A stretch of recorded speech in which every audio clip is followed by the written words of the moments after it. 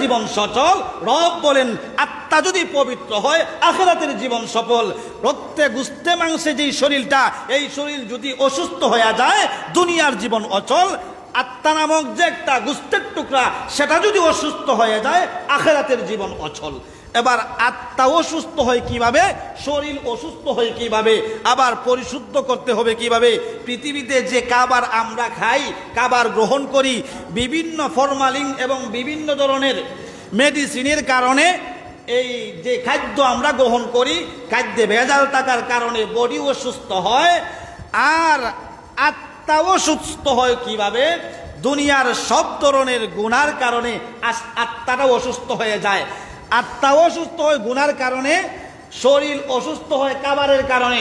দেখবেন বিভিন্ন সময় পেট সমস্যা হয়ে গেছে, এটা কি আসলে এমনি এমনি সমস্যা হয়েছে না খাবারের কারণে? আপনার আমার পেটের ভিতরে গ্যাস জমছে, এটা কি এমনি এমনি গ্যাস জমছে নাকি খাবারের কারণে? খাবারের কারণে শরীর অসুস্থ হয়, গুনার কারণে আত্মা অসুস্থ হয়। পৃথিবীর জগতে খাবারের কারণে শরীর অসুস্থ হয়, আর গুনার কারণে কি অসুস্থ হয়? আত্মা অসুস্থ হয়। গুনাহ যে একটা জিনিস, গুনার ভিতরে দুইটা ফলাফল আছে। গুনার ভিতরে ফলাফল কয়টা? জোরে বলেন, গুনার করলে ফল কয়টা? দুইটা ফল, একটা হইল মজা আর একটা হইল সাজা। গুনাহ করলে গুনার ফলাফল দুইটা, একটা হইল সাজা আর একটা হইল মজা। মজাও আছে সাজাও আছে। কাঁচামরিচ খাওয়া মজা হই, আবার বেশি জাল যদি খান তে আবার আপনি যখন বাথরুমে যাবেন 12টা বাজবো, বোঝা গেল মজাও আছে, জোরে হয় না, মজাও আছে সাজাও আছে। গুনার ফল দুইটা, একটা হইল মজা আর একটা হইল সাজা। এবার মজার দিকে যাই। মজা বুঝে কারা, সাজা বুঝে কারা? আল্লাহর তৈরি ফেরেশতারা নিষ্পাপ, বেগুনাহ, মাসুম। ওরা সাজা বুঝে, মজা বুঝে না। আখিরাতে শাস্তি হবে এটা বুঝে, কিন্তু মজা বুঝে। ফেরেশতাদের গুনাহ করার কোনো শক্তি নাই, শরীরে গুনাহ করার মতো কোনো ক্ষমতা আল্লাহ দেয় নাই। এই জন্যে তারা গুনাহ করতে পারে না, কিন্তু সাজা ঠিকই বুঝে। গুনার মজা বুঝে না, সাজা বুঝে। ওদের নাম ফেরেশতা। জানোয়ার মজা বুঝে, সাজা বুঝে না। পৃথিবীতে যত পশু পাখি জানোয়ার আছে, প্রত্যেক জানোয়ার দেখবেন সে সবসময়ই বিভিন্ন সময় চাহিদা মিটায়, যৌনাচার করে। বলেন তো, পশু যদি কারোর কোনো অন্য পশুর সাথে যৌনাচার করে, সহবাস করে, মিলন করে, ওদের জন্য আখিরাতে কোনো শাস্তি আছে? বোঝা গেল মজা বুঝে, তাদের সাজার কোনো ব্যবস্থা নাই। মজা বুঝে, সাজা বুঝে না। কেন? সাজা নাই তো বুঝবে কেমনে? এই জন্য পশুরা মজা বুঝে, সাজা বুঝে না। ফেরেশতারা সাজা বুঝে, মজা বুঝে না। এবার আসেন মানুষের ক্ষেত্রে। মানুষ সাজাও বুঝে, মজাও বুঝে। কোনো মানুষ যদি বউ ছাড়া অন্য কারোর সাথে গুনায় লিপ্ত হয়ে যায়, বলেন তো গুনাহ করার কারণে সে তো মজা বুঝলো, আখিরাতে তার জন্য সাজা আসেনি? তে বোঝা গেল ফেরেশতার জন্য, ফেরেশতারা সাজা বুঝে, মজা বুঝে না। আর এমন জানোয়ার মজা বুঝে, সাজা বুঝে না। দুনিয়াতে যত মানুষ আছে সমস্ত মানুষ মজাও বুঝে, সাজাও বুঝে। জোরে বলেন, মজাও বুঝে, সাজাও বুঝে। এই জন্য মানুষ শ্রেষ্ঠ, যেই তো সাজাও আছে, মজাও আছে, মজাও আছে, সাজাও আছে। এই জন্য পৃথিবীর মানুষ শ্রেষ্ঠ। এবার যখন এই মজার কারণে যদি কোনো মানুষ গুনায় লিপ্ত হয়ে যায়, সাজার বয়ে, সাজাকে বয় না করে মজায়, গুনাহ নামক মজায় লিপ্ত হয়ে যায়, এই গুনাহ করার কারণে তার দিলটা সুস্থ রইল না অসুস্থ হয়ে গেল? গুনাহ করার কারণে সাজাকে ভয় না করে, সাজাকে ভয় না করে কেউ যদি অন্য কোনো মহিলার সাথে গুনায় লিপ্ত হয়ে যায়, বলেন তো সে মজা পাইল ঠিক, তার আত্মা কি পবিত্র রয়ে গেল না অপবিত্র হয়ে গেল? অপবিত্র হয়ে গেল। কোনো মানুষ যদি আখিরাতে সাজার ভয়ে যদি গুনাহ ছেড়ে দেয়, গুনায় লিপ্ত হয় না, তার দিলটা পবিত্র হয়ে যায়। কিভাবে পবিত্র হয়ে যায় আর কিভাবে সাজার গুণাগুণটা বেশি? একজন মানুষ বেগানা নারীর দিকে তাকাইলো, কথাগুলি বুঝবেন। একজন মানুষ বেগানা নারীর দিকে তাকাইলো। আলী বলেন, ইয়া রাসূলুল্লাহ, ইয়া হাবিবাল্লাহ, আল্লাহর নবী, আমার চক্ষু যদি হঠাৎ করে কোনো নারীর দিকে চলে যায়, কোনো নারীর দিকে যদি আমার অনিচ্ছাকৃতভাবে আমার চোখ পড়ে যায়, তাহলে আমার কি কোনো গুনাহ হবে? বলেন তো, অনিচ্ছাকৃত কোনো মহিলার শরীরে যদি কারো চোখ পড়ে যায় পুরুষের, বলেন তো অনিচ্ছাকৃত চাইলে কি গুনাহ হবে? জোরে ঘন না কেন, গুনাহ হবে? গুনাহ হবে না। রসুল বলেন অনিচ্ছাকৃত তাকানোর কারণে তোমার গুনাহ হবে না, যেই তো অনিচ্ছাকৃত চোখ পড়েছে তোমার গুনাহ হয় নাই, সেকেন্ডের ভিতরেই তুমি তোমার চোখটাকে ফিরে আনবা। যদি অনিচ্ছাকৃত চাওয়ার পরে একটা সেকেন্ড দেরি হয়ে যায়, চোখ ফিরাইতে যাইয়া যদি একটা সেকেন্ড ইচ্ছাকৃত দেরি হয়ে যায়, তাহলে এক সেকেন্ডের নারী দেখার মজা পাইলা, আল্লাহ পাক ময়দানে মাহশরে 50,000 বছর পর্যন্ত তোমার চক্ষুর উপরে আল্লাহ গরম সীসা ডালি দেবেন। গরম সীসা, আগুনের সীসা গলাইয়া তোমার চোখকে 50,000 বছর হাসরের ময়দানে ঢেলে দিবেন। বলেন তো এক সেকেন্ডের মজা, সাজাও কি এক সেকেন্ডের? মজা পাইলেন এক সেকেন্ডের, সাজা কি এক সেকেন্ড না 50,000 বছর? 50,000 বছর। 50,000 বছরের সাজার বয়ে যদি এক সেকেন্ড চক্ষুকে হেফাজত করে, আল্লাহ পাক এই হেফাজত করার কারণে তার দিলকে আল্লাহ পাক পবিত্র বানায় দেন। সুবহানাল্লাহ। আল্লাহ ওই কথাটাই আমার তেলাওয়াতকৃত আয়াতে বলেন, ওয়াশ-শামসি ওয়া দুহাহা والقمر إذا تلاها والنهار إذا جلاها والليل إذا يغشاها والسماء وما بناها والأرض وما طحاها ونفس وما سواها فألهمها فجورها وتقواها قد أفلح من زكاها। আল্লাহ পাক রব্বুল আলামিন আরশের মালিক, জুড়ে বলেন আমাদের রবকে। আরশের মালিককে, কোরআনের মালিককে, সব কিছুর মালিক, জুড়ে বলেন ভাই কে? আমার রব 14টা কসম খাইলেন, একটা নয় দুইটা নয়, 14টা কসমের পর আমার রব আত্মার কথা বলেন। একটার কসম নয়, দুইটা কসম নয়, কসমগুলি আপনাদের কাছে বর্ণনা করি। মানুষ কসম কোন সময় খায়? মানুষকে দৃঢ়তা বোঝানোর জন্যে, সত্যতা বোঝানোর জন্যে, সত্য কথা বোঝানোর জন্যে, দৃঢ়তার জন্যে, শক্তিশালীর জন্যে মানুষ কসম খায়। আল্লাহ পাক 14টা বিষয়ের কসম করলেন। এক নম্বর রব কসম করেন, ওয়াশ-শামসি, আমি আল্লাহ যে সূর্য বানাইলাম, সূর্যের কসম। ওয়া দুহাহা, সূর্য যে আলো দেয়, ওই আলুর কসম। ওয়াল কমারি ইদা তালাহা, 5টাতে সূর্যের পরে চন্দ্র আগমন করে, সূর্যের পিছনে পিছনে চন্দ্র আগমন করে। আমি রব সূর্যের কসম খাইলাম, আমি আল্লাহ সূর্যের আলোর কসম খাইলাম। 2 নাম্বার, আমি রব চন্দ্র বানাইলাম, ওই চন্দ্রের কসম খাইলাম, যেই চন্দ্রটা সূর্যের পরে উদিত হয়। মাগরিবের পরে সূর্য উদিত হয় না, চন্দ্র উদিত হয়। রব বলেন সূর্যের কসম খাইলাম, সূর্যের আলোর কসম খাইলাম, আমি আল্লাহ চন্দ্রের কসম খাইলাম। 3 নাম্বার রব বলেন, ওয়ান নাহারি ইদা জাল্লাহা, দিনের কসম খাইলাম, দিনের আলোর কসম খাইলাম। ওয়াল লাইলি ইদা ইয়াগশাহা, রাতের কসম খাইলাম, রাতের অন্ধকারের কসম আমি আল্লাহ খাইলাম। ওয়াস সামাই ওয়া মা বানাহা, আসমানের মালিক, জোরে বলেন কে? রব বলেন আসমানের কসম খাইলাম, আসমান বানানেওয়ালার কসম, জুড়ে বলেন আসমানের বানানেওয়ালা কে? রব বলে আসমানের কসম, আসমান বানানেওয়ালার কসম। আসমান আমি আল্লাহ বানাইলাম, ওই আসমানের কসম। আসমান আমি আল্লাহ বানাইলাম, আমি আল্লাহর কসম গাইলাম, আমি রবের কসম গাইলাম। এরপরে রব বলেন ওয়াল আরদ, জমিনের কসম গাইলাম। ওয়ামা তাহাহা, জমিন সমতল, ওই সমতলের কসম গাইলাম। ওয়া নাফসি ওয়ামা সাওয়াহা, প্রত্যেক নফস, প্রত্যেক মানুষের যে আত্মা আছে, নফস আছে, রুহু আছে, ওই নফসের কসম গাইলাম। ওয়ামা ওয়ামা সাওয়াহা, এই নফসে শক্তিশালী করার জন্য আমি আল্লাহ যে উপাদান দিলাম ওই উপাদানের কসম খাইলাম। ফাআলহামাহা ফুজুরাহা ওয়া তাকওয়াহা, তাকওয়ার কসম খাইলাম। সবগুলি 14টা কসমের পর আমার আল্লাহ তার উদ্দেশ্যের কথা বলেন। মানুষ আগে কসম খায়, এরপরে সত্য কথাটা বর্ণনা করে।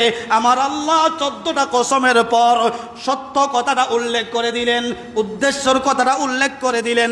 কদ আফলাহা মান যাক্কাহা, নিশ্চয় যার আত্মাকে পরিশুদ্ধ করলো, যেই মানুষটা আত্মাকে পবিত্র করলো, ওই মানুষটাই সফল। সফল হইল কিভাবে? গুনাহ ছাড়ার কারণে। গুনাহ ছেড়ে দিয়ে আযাবের বয়ে, জাহান্নামের বয়ে, গুনাহ থেকে আযাবের বয়ে নিজের আত্মাকে পবিত্র রাখলো, গুনাহ থেকে নিজের চোখকে হেফাজত করলো, গুনাহ থেকে নিজের কানকে হেফাজত করলো, গুনাহ থেকে তার মুখকে হেফাজত করলো, গুনাহ থেকে তার হাতকে হেফাজত করলো, গুনাহ থেকে তার পাউকে হেফাজত করলো, গুনাহ থেকে তার দিলকে হেফাজত করলো। দুনিয়ার সমস্ত গুনাহ থেকে যেই মানুষটা যার দিলকে হেফাজত করলো, অস্তিত্বকে হেফাজত করলো, নিজের শাহওয়াত, নিজের জিনার কামনাকে গুনার আযাবের ভয়ে হেফাজত করলো, কদ আফলাহা মান যাক্কাহা, ওই মানুষটাই সফল, ওই মানুষটাই সফল।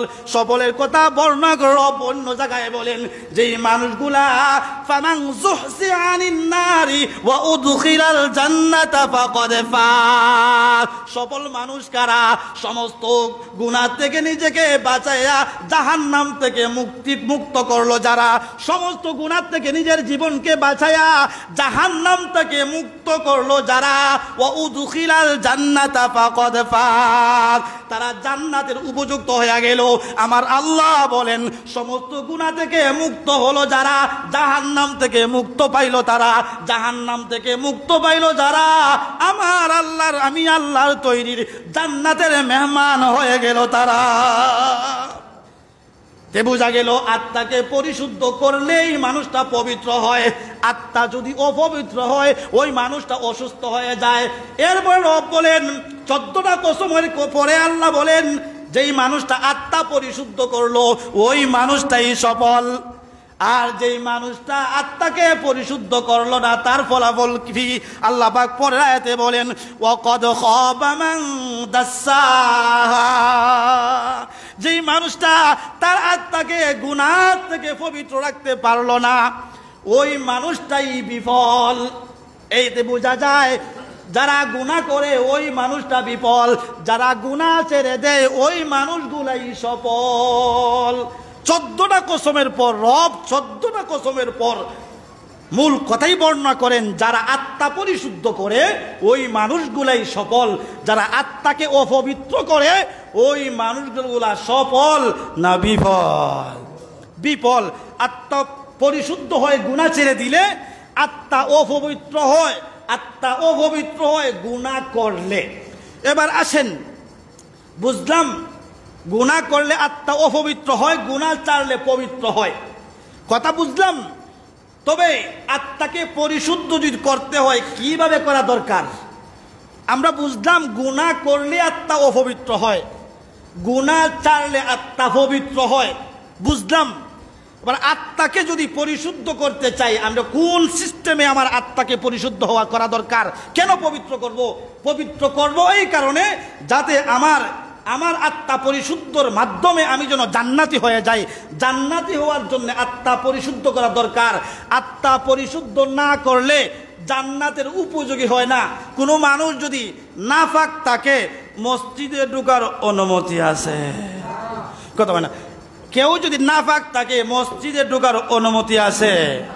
নাফাক আত্মা জান্নাতে ঢোকার অনুমতি, নাফাক আত্মা জান্নাতে ঢোকার অনুমতি নাই। হ্যাঁ, ঢোকার অনুমতি আছে এক জায়গায়।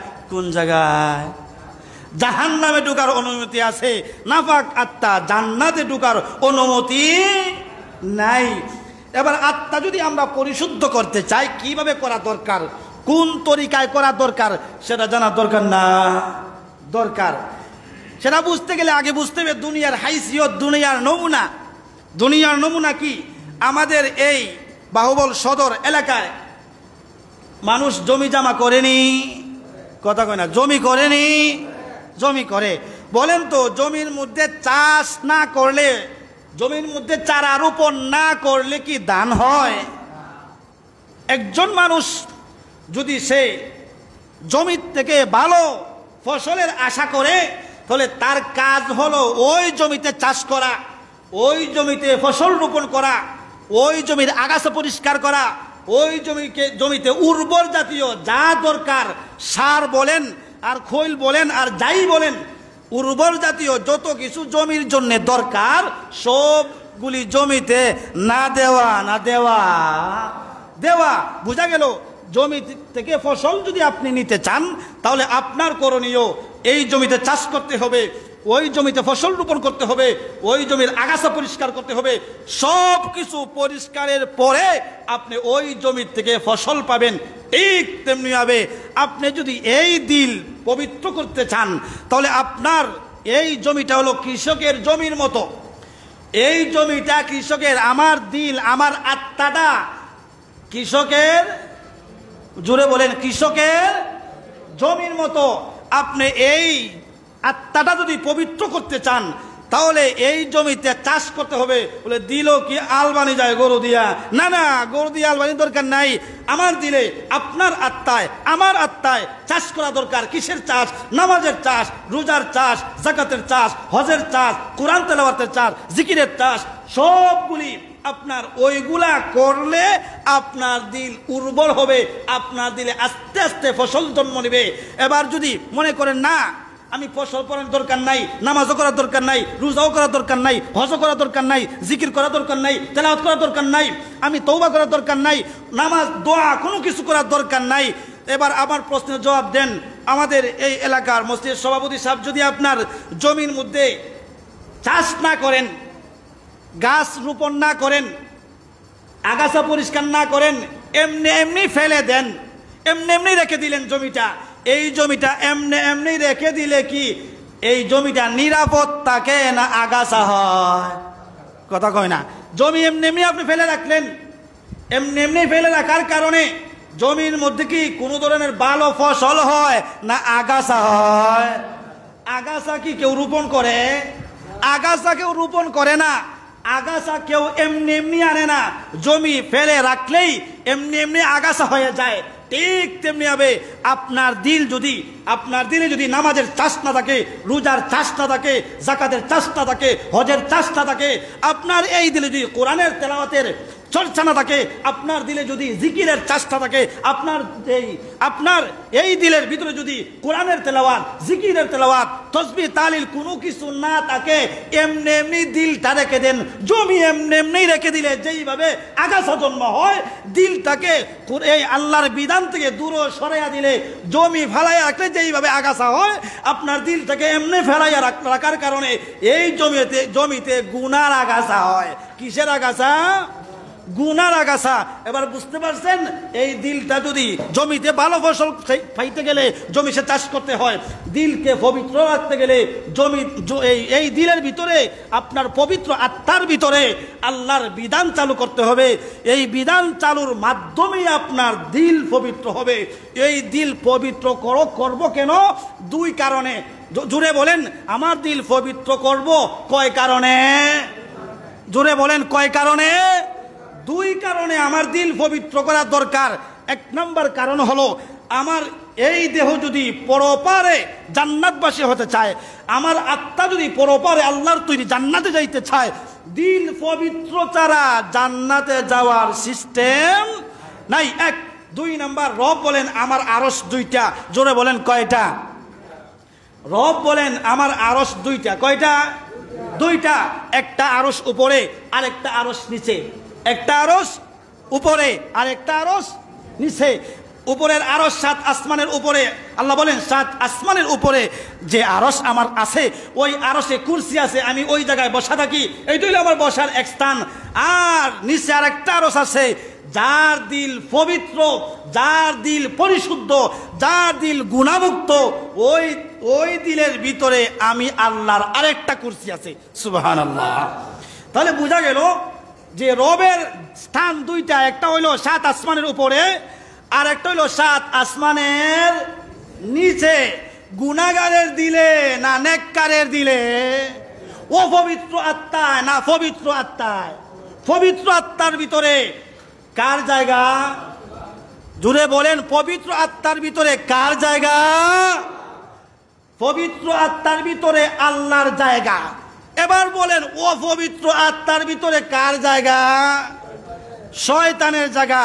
পবিত্র আত্মায় কি করে, অপবিত্র আত্মায় কি করে?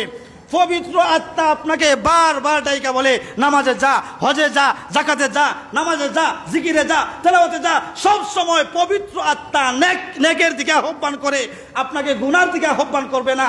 পবিত্র আত্মা 24 ঘন্টাই মসজিদের দিকে টানে, রোজার দিকে টানে, জিকিরের দিকে টানে, তেলাওয়াতের দিকে টানে, নফলের দিকে টানে, তওবার দিকে টানে, দুআর দিকে টানে।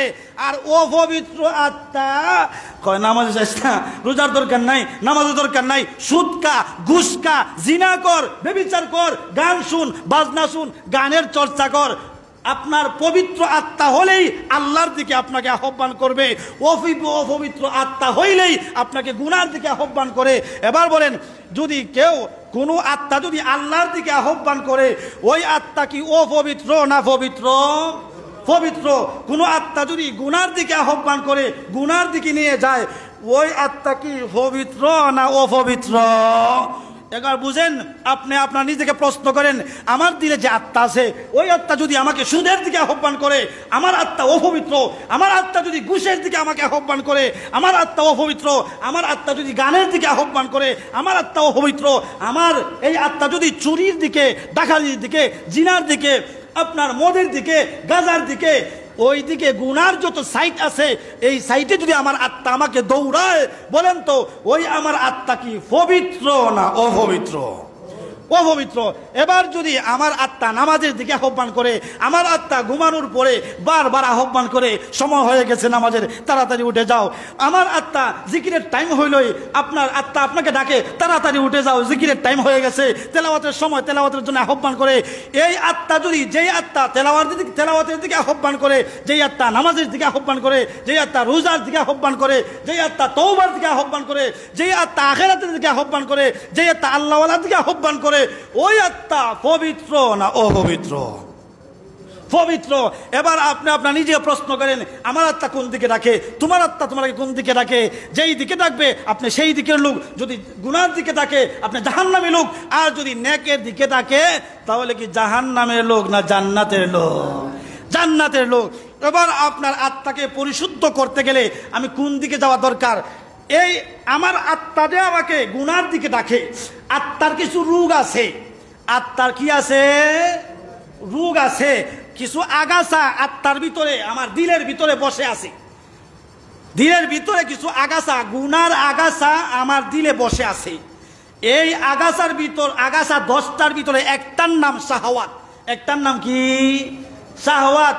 আরবিতে শাহওয়াত, বাংলাতে কি বলে জানি, আপনার যৌন চাহিদার দিকে যে অগ্রসর করে দিলকে, জিনার দিকে অগ্রসর করে, ওইটাকে বলা হয় শাহওয়াত। একটা শাহওয়াতে কতটুকু ক্ষতি আপনার করে, এটাই বুঝাইতে চাই। আগাছা 10টার ভিতরে একটার নাম শাহওয়াত। এই শাহওয়াত, আমার শরীরে কিছু জিনিস আছে যেইগুলো আমাকে জিনার দিকে আহ্বান করে, এটার একটা নাম হলো শাহওয়াত। তো গুনার দিকে এই চারাটা, গাছটা, শাহওয়াত নামক গাছটা যখন আমার দিলের ভিতরে আমি রোপণ করলাম, রোপণ করার কারণে এই শাহওয়াত নামক একটা গাছে আমাকে কত দিকে আহ্বান করে। একবার নারীর দিকে আহ্বান করে, একবার নারীর চেহারা দিকে আহ্বান করে। আমার মুখ এই নারীর দিকে কথা বলে, এই আমার চক্ষু এই নারীর দিকে কথা বলে, আমার হাত এই নারীর দিকে কথা বলে, আমার পা ওই নারীর দিকে আগায়া যায়। 24টা ঘন্টায় একটা গাছে নারীর কত অঙ্গের দিকে আমার শরীর যায়। একবার চোখ যায়, একবার কান যায়, একবার মুখ যায়, একবার হাত যায়, একবার হাত যায়, শেষে একবারে বরাবর যায়। তাহলে একটা আগাছায় আমারে কয়টা ফল দিল?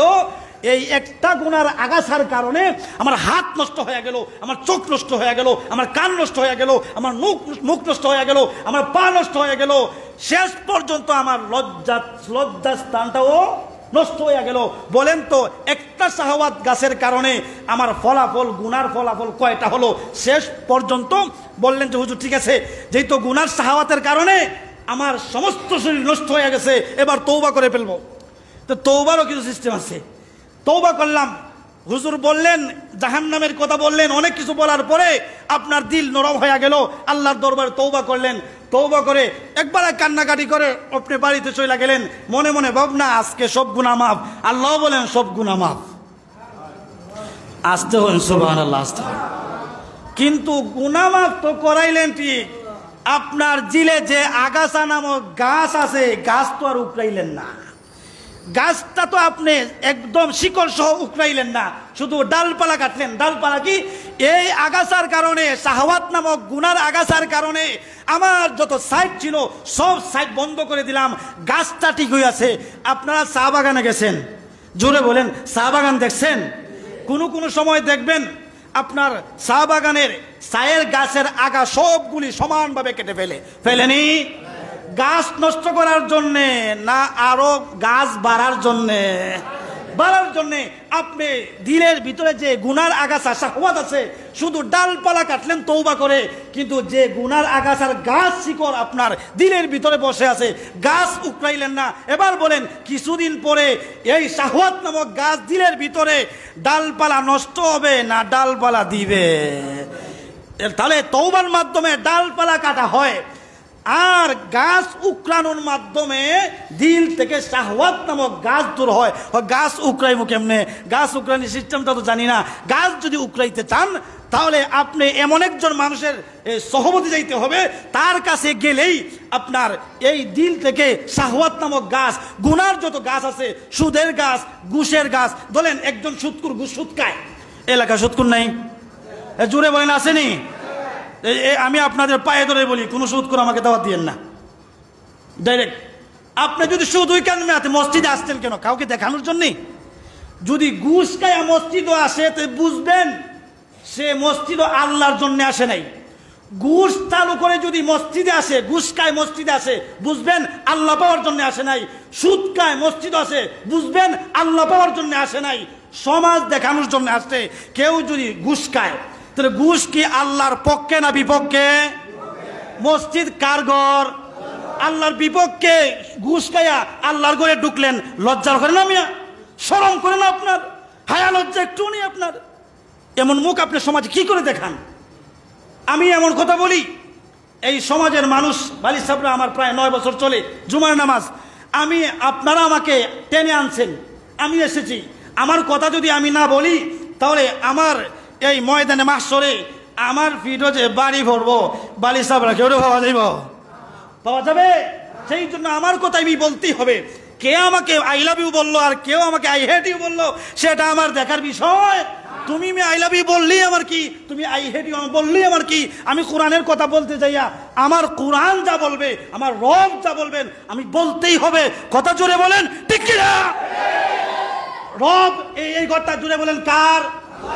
আপনি ঘুষ খেয়ে মসজিদে ঢুকলেন, ঘুষ কি রবের পক্ষে না বিপক্ষে?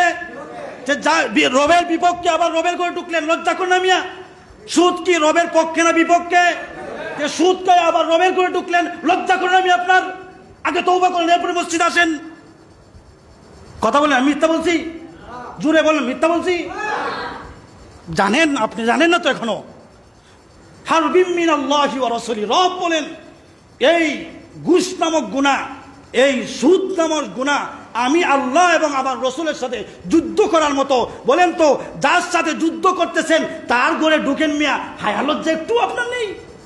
আমার সাথে যুদ্ধ করবেন, আমার রসুলের সাথে যুদ্ধ করবেন, আমি রবের সাথে যুদ্ধ করবেন, আবার আমি রসুলের করে আসবেন, আবার আমি আল্লাহর করে আসবেন, কেমনি আসবেন? হায়া করে না? লজ্জা করে না একটু আপনার?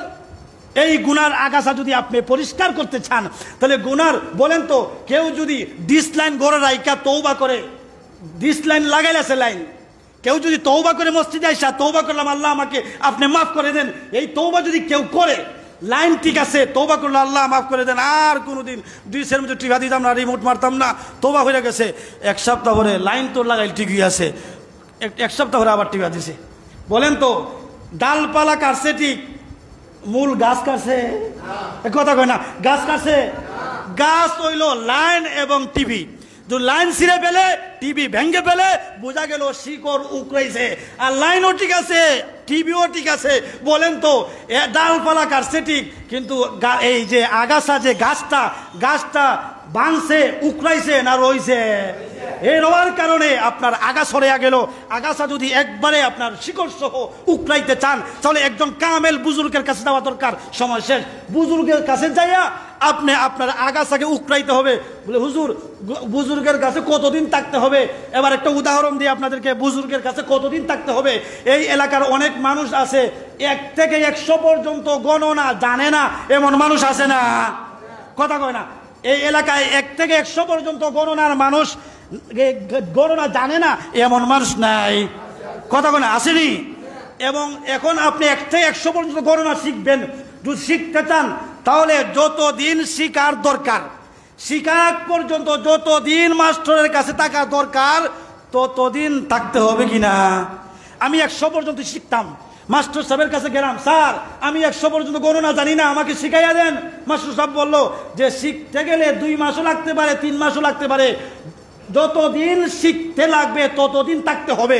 এবার যদি আমার শিক্ষার দরকারই হয় তাহলে 1 দিন 2 দিন থাকলে হবে না শিকার আগ পর্যন্ত? শিকার আগ পর্যন্ত। ঠিক তেমনি হবে আপনার দিল পরিশুদ্ধ করতে গেলে কামেল ফিরের কাছে যতদিন পর্যন্ত দিল পবিত্র হবে না, যতদিন পর্যন্ত দিল পরিশুদ্ধ হবে না, ততদিন পর্যন্ত ফিরের দরবারে যাইতে হবে, আসতে হবে, থাকতে হবে। কথা বুঝছেন? এবার একটা উদাহরণ আপনাদেরকে দেই, এখানে শেষ। হযরত জুনাইদ বাগদাদী রাহমাতুল্লাহি আলাইহি তিনি ঘরের মধ্যে ঘুমাই গেছেন। ঘুমানোর পরে এক সুর, তার খাসলত হলো চুরি করা। সুরের খাসলত কি? নামাজ পড়া না চুরি করা? চুরি করা। এই বেটা একবার চুরি ধরা হইরা ডাইন হাত কাটা পড়ছে, কবজাত ডাইন হাত কাটা। বলেন তো হাত রইছে কয়টা? জোরে বলেন, কয়টা রইছে? মানুষের হাত কয়টা? একটা কাটলে তাকে কয়টা? একটা তাকে। 1 হাত রইছে। এবং 1 হাত দিয়ে কি চুরি করা যায়? জোরে না, চুরি করা যায়? চুরি করা যায় না। এই জন্য হে কি করে, রাতের বেলা তার ঘরের ভিতরে এই চাউলের দাম এখান থেকে এখান টাইনে আনে, এখান থেকে ওইখানে টাইনে আনে। বলেন তো এটা কি শিক্ষা না খাসলত? রাত্রে যে চুরি করার খাসলত, বাইরে তো চুরি করতে পারে না, ঘরের ভিতরে তার দাম এখান থেকে এই দাম এখান থেকে ডাইনে নেয়, ডাইন থেকে বামে নেয়। বিবি ঘর থেকে বলে কি করতেছেন? হয় আমার খাসলত জারি রাখি, চুরি করে। এক পর্যায়ে চিন্তা করলো এই ঘরে তো খাবার টাবার নাই, চুরি না করলে যাই কই। এক পর্যায়ে চুরি করতে যাইতে যাইতে জুনাইদ বাগদাদী রাহমাতুল্লাহি আলাইহির ঘরে চুরি করতে গেছে। এবার চুরি করার জন্য ঘরে ঢুইকা হুজুর যখন ঘুমাইছেন আসার পরে, হে বেটা সব চাল ডাল যা দরকার গাঠি বাইন্দা যখন এবার মাথা দিবে, মাথায় নিতে গেলে 1 হাতে হয় না 2 হাত লাগে? তারা আছে কয় হাত? 1 হাত। 2 হাত তো নাই, কি করবে? এবার চিন্তা করে যদি এই 2 হাত দিয়ে টানা চেষ্টা করি, আবার যদি এই মোল্লা বেটা উঠে জায়গা তো আমার লেগে বিপদ। এই জন্য চিন্তা করলো যে কোনো মতে টাইনা চেষ্টা যদি দরজা থেকে বার করতে পারি, এরপরে মনে হয় কোনো মতে কোনো সিস্টেমে নেওয়া যাবে। হুজুর তো ঘুমায় দেখতেছেন, আইরে সোরা তুই দে 1 হাত লইয়া চুরি করতে আইলে, আয়া তো চুরি সবল না, পারতে না চুরি হইয়া যাইতে, কি করবে খ? আর তিনি মনে মনে ভাবতেছেন হুজুর যে মনে হয় গরিব মানুষ, টাকা পয়সা কিছুই নাই, যাক যা চুরি করতে পারো সব কিছু তোর লাগে দিয়া দিলাম। সুবহানাল্লাহ। ভাই বোঝা হইন আমার কোনো চুরি তো না হারি, মজা একটা দিই তাড়াতাড়ি। এই মোল্লা বাড়ায় বাগদাদী রহমতুল্লাহ বলেন, যা চুরি যা হইয়া নিতে পারো সবগুলি হারাম না হালাল? হালাল হইয়া দিলাম, তোর লাগে হালাল হইয়া দিলাম। এক পর্যায়ে গাড়ি গুটলিয়ে যখন রাস্তাত আসছে, গাড়ি তো আসতে পারে না, হুজুর কিন্তু দরজা সিবাজি দেখতেছেন, হ্যাঁ আসতে পারে না। হুজুর পিছনের দরজা দিয়া বাড়িয়া তার কাছে গেলেন, অপরিচিত মানুষ প্রতীক হিসাবে, ভাই আপনি গাড়ি নিয়ে বিপদে বসছেন, কারণ কি? কইমে এটা মাথা তুলে দেও, যেইটা কথা কইবে পরে তাড়াতাড়ি মাথা তুলে দাও। খারে হয় যা গরো চুরি করছে মোল্লা বেটা, এই হ্যাঁ মাথা তুলে তাড়াতাড়ি। হুজুর কি করলেন? মাথা যখন ওয়াজ দিছেন, এবার সুরে কি করে জানি, ওই বেটা আমার মাথাত না তোর মাথাত ল। খার মাথা দিছে, জুড়ে বলেন খার মাথা দিছে। বা আল্লাহ তৌফিক দিলে আগামী জুমার দিন হবে ইনশাআল্লাহ। ওমা তৌফিক ইল্লা বিল্লাহ। যা সুন্নাত পড়ছি না, সুন্নাত পড়ি।